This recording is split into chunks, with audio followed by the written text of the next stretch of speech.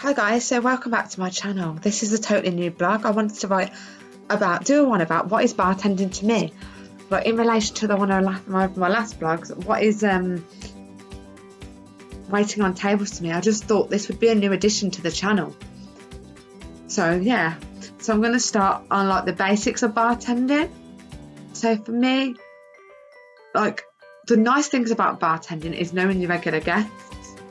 That's one nice thing. Like I work on a bar a lot, and that's one thing I quite like. You get to know people and you get to make friendly conversations with them because they come in regularly.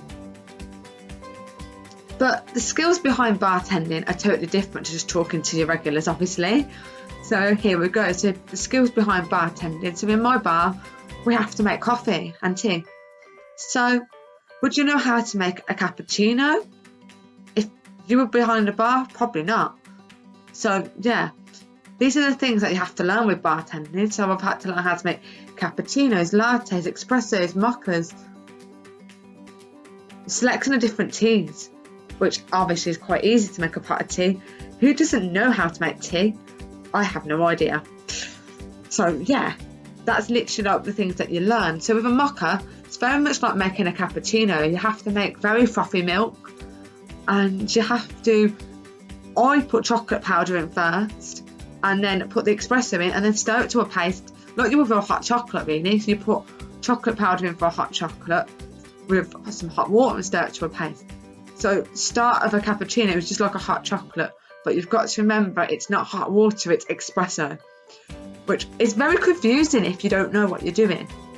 But as you go along, you'll soon get used to it, which I have, and I don't regret it. Other than making your coffees and knowing your regular guests, bartending has got a lot to offer. So you have to know a lot of product knowledge with bartending. So for me, this came quite easy because I studied at college. I did my level 3 in hospitality and that. So this has helped me with my bar knowledge, to be honest. So like you need to know your measurements. So like your spirit, a single spirit is 25 ml. And a double spirit is 50 ml. So you always need to check with a guest if they'd like a single or a double, because they might be driving. And just say they ordered a vodka and you automatically gave them 50 ml. You're breaking the weight to measure that. So you always need to communicate with your guests and ensure you know what they exactly want before you pour that drink, because you could get yourself in serious trouble. So yeah, always communicate with the guests of what they want, especially when they're ordering just a simple spirit. Some things like your vermouths, like your martinis and things like that, they are 50 ml at standard. So like, if you're not sure, do ask someone that is trained, because you don't want to get yourself into trouble and get held yourself responsible for a fine for not knowing your basic knowledge. So yeah, moving on from that, obviously working in a bar, you also have the challenge of making cocktails. So if you don't know the basic skills and no one's ever showed you, and you don't work with me, I've noticed that there's a few places that actually do cocktail making, like this waitriess. You can go for a cocktail masterclass.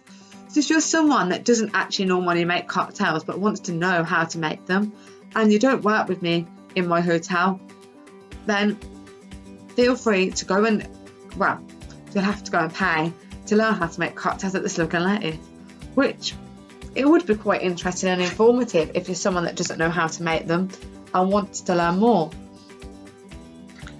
Obviously, like, you might think this one's a bit strange, but I just thought I'd bring this into the blog. So basically, like, would you have ever thought an espresso martini cocktail, which is a cold drink, would actually be made from an actual hot espresso? Well, it is. There's a trick in that. You have to cool it down over plenty of ice before you actually put it into the cocktail. So yeah, there's a lot of things in mixology. Moving on now. So how to pour the perfect pint. So for me, I would always suggest pour the perfect pint. Hold the glass at a 45-degree angle. So like this.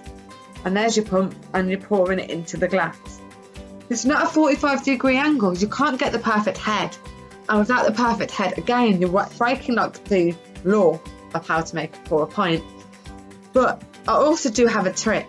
So if you're pouring a drink like a Guinness and you've just say the guest that's with the guest that's ordered a Guinness also wants a gin and tonic. Start your Guinness first, pour half the pint, let it settle, pour the rest, because it just needs time. And that's how you do a perfect Guinness. You just need to take your time. If you rush it, it's not going to turn out right. So always take your time, especially when pouring a Guinness.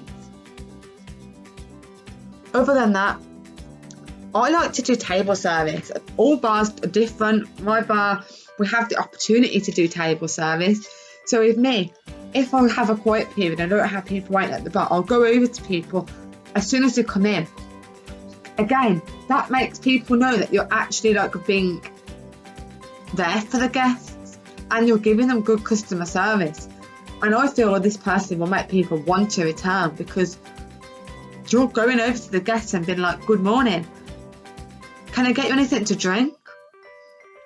Or do you want anything for breakfast, sort of thing? Like, we do bacon or sausage baps, blah, blah, blah. Like, basically, like, you're upselling. It's always good to upsell, especially in the morning, because people might be hungry and don't even know that what you've got for offer. So yeah, upselling is also a very big one in bars. And I recommend knowing your product and then knowing how to upsell. Obviously, as well as needing to know your spirits and all your liqueurs and what else you've got in the bar, you need to know what's on your draft, because people are going to ask you. You need to know what's in your fridges. So just memorise everything and then you'll be good to go. I really hope this video has helped. If anyone has got any questions, please don't hesitate to put in the comment box below and I'll be happy to reply. Thank you for watching.